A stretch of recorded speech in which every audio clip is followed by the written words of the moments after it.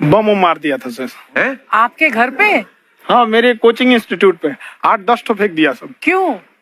Actually हम पढ़ाई जो क्लासेज है तो उसके हम बहुत कम फी लेते हैं, नॉमिनल। अभी भी कोई लड़का क्लास करना चाहता है, पूरा सब्जेक्ट 200 में कर लेता है, फीस ही हो पूरे सिलेबस की 200 रुपए? हाँ, तो बाकियों को थोड़ा सा प्रॉब्लम आने लगा। और हमको समझाएं, हम क्या, हमको क्या दिक्कत है, क्योंकि बहुत सारे लड़के जब हम लोग अपने स्टूडेंट लाइफ में थे, इंटरमीडिएट क्रॉस किए थे, तो हमारे साथ के कुछ लड़के पढ़ने के लिए चले गए थे दिल्ली, उनको यूपीएससी निकालने के लिए चले गए थे। हालांकि जो गए थे उनमें किसी का नहीं हुआ।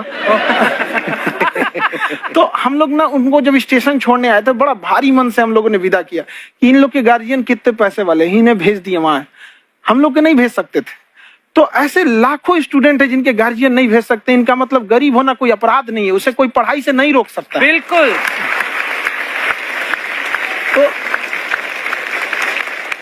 तो हमने ठान लिया था कि कभी अगर मौका मिलेगा तो उसको हम जरूर कम करेंगे। तो इस साल हमको मौका मिला, तो वो जो टफेस्ट एग्जाम है इंडिया का, यूपीएससी, उसकी 2.5 लाख की फीस को हम 7,500 में कर दिए। और सेम, बहुत बढ़िया, वेरी गुड। और इंडिया के सबसे बेस्ट टीचर के साथ, जो भी हैं वो अपने सब्जेक्ट में उससे बेस्ट इंडिया में कोई नहीं। और इतना के बावजूद, ऐसे हम लोग को लगता होगा 7,500 बहुत कम है, एक लड़की ने कहा कि सर शाम वाले बैच को ना मॉर्निंग में कर दीजिए। हम कहे बाबू तो इतना सबके इंडिविजुअल से तो बैच ट्रांसफर नहीं, तो क्या प्रॉब्लम है? उसने कहा ना शाम में हमको दूसरे के यहाँ बर्तन मांजने जाना होता है। तो हम लोग को लगता है कि जितना ये तकलीफ इससे कई गुना ज्यादा है। और कई बार तो ऐसा लगता है कि वो भी ना ले। एक लड़का बेचारा नदी से बालू निकालता था और वो बालू को भरता था, फिर नाव बालू को किनारे लेके बेचती थी, और वो बालू भरता था, उससे मेरी फीस ले आया। हमारा हाथ कांप गया, हम कैसे फीस ले लेंगे यहाँ पर। बहुत बढ़िया। उसी दिन हमने ये प्रण लिया था कि भारत का कोई भी बच्चा, उसके सफलता में पैसा उसकी बाधा नहीं बनेगी, चाहे उसको जितना भी पढ़ना रहे। आपका क्या बात। और अर्चना जी, मैं इनके बारे में एक बात, खान सर आपके बारे में मैं एक बात कहना चाहता हूँ। इनका जो स्टार्टअप है ये बूटस्ट्रैप्ड है। अच्छा। मैं साधारण भाषा में बता देता हूँ, ये सेल्फ फंडेड है। इन्होंने अभी तक किसी और से पैसा नहीं लिया है, ये इन्वेस्टर के पैसे से नहीं, इन्होंने खुद इसको बिल्ड किया है। और बल्कि इतना स्ट्रॉन्ग स्टार्टअप है ये कि मैं कहूंगा कि अगर इन्वेस्टर्स को इन्वेस्ट करना हो तो मैं इंडोर्स करता हूँ ऐसे स्टार्टअप्स को। यही सब चीजों को देखते हुए कई लोगों ने धमकी भी दिया था वहां पर। अच्छा। और उसके बाद बम चला दिए, और 7-8 बम चला दिए, और कुछ ब्लास्ट हुआ। एक बेचारा नया लड़का आया था एडमिशन लेने के लिए, उसकी स्कूटी उड़ा दिया। वो आया था, कहा कि सर हम तो पढ़ने आए थे, हमारा स्कूटी उड़ गया, हमारी ऑफिस उड़ा दिए सब। एक तो पास में आके गिरा और नहीं फटा वो।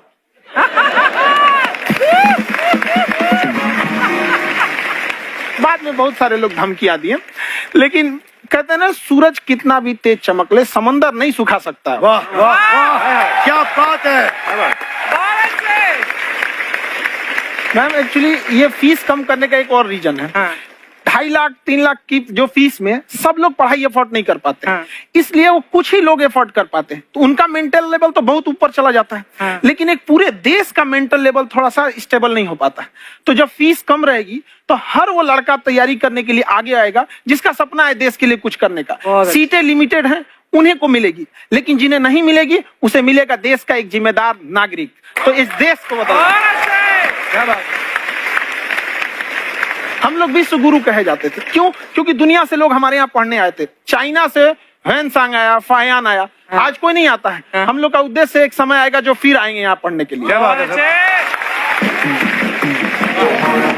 पर आप देखो अर्चना जी, सबसे ज्यादा IPS IAS बिहार से निकलते हैं। आप देखो पढ़ाई लिखाई में पॉलिटिशियन बहुत बड़े बड़े निकले हैं। अब तो ऐसा नहीं है, नहीं है, खेती करेगा तो कोई खास वो नहीं रहे, ऑप्शन भी नहीं है। सही बात है। बिहार की मिट्टी में एक चीज है, जिद तो बहुत जबरदस्त है। कुछ भी नहीं रहेगा तो सब कुछ पाने का उसको जिद रहेगा, करके भी दिखा देगा, कर देंगे हमें आपको। कहाँ सर, हमने सुना है आप 5 स्टार में रुके थे कल और नीचे जाके वड़ा पाव खाने गए आप रेडी पे। एक्चुअली क्या है ना कि वहां जो चीजें सीखने को मिलती है ना, खाली पेट और खाली जेब इंसान को जो सिखाते हैं वो किसी यूनिवर्सिटी कॉलेज में नहीं सिखाया जाता। और गरीबी बड़ा बेशरम चीज होती है। तो कहते हैं कि मौत भी तू जल्दी आया कर गरीब के घर में, कफन का पैसा भी खर्च होता है दवाइयां खरीदते खरीदते। हाय हाय हाय, क्या बात है। और खान सर की खासियत ये है कि जिसको तो पढ़ना है, जिसको एजुकेशन चाहिए, वो तो इनका वीडियो देखते हैं, लेकिन वैसे भी कई लोग, जैसे अर्चना जी बात करी थी, कहती मैंने जब देखना शुरू किया तो मैंने बैक टू बैक इतने सारे वीडियोस देखे, क्योंकि आपका जो तरीका जो बोलने में, एक तो इनकी जो टोन है पढ़ाने में, और साथ साथ में जो ह्यूमर आता रहता है, तो उसकी वजह से और भी इंटरेस्टिंग हो जाते हैं आपके वीडियो। शुरुआत में हम लोग जब स्टूडेंट लाइफ में थे, या हम कई स्टूडेंट को भी देखते हैं, वो बेचारे जब थक जाते हैं तो आपका शो देखने लगते हैं। तो शुरू में हमको लगता था जब कि अरे यार हमारी पढ़ाई उसके लिए है, लेकिन पढ़ाई में थक जाता है, शो देख के नहीं थक जाता। तो हमने सोचा दोनों को मिक्स कर देते हैं।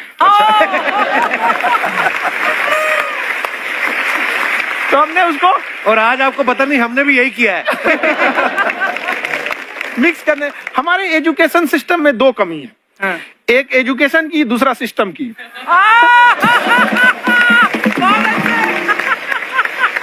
लगा के गोरी लेंस नीला नीला